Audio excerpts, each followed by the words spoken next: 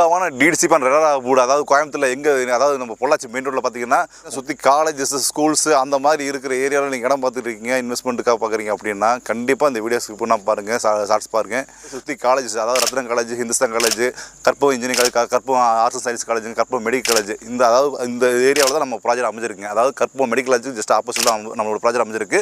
8.25 லட்ச ரூபாய்க்கு, அதாவது 8,75,000 நம்ம கொடுத்துட்ருக்கோம்.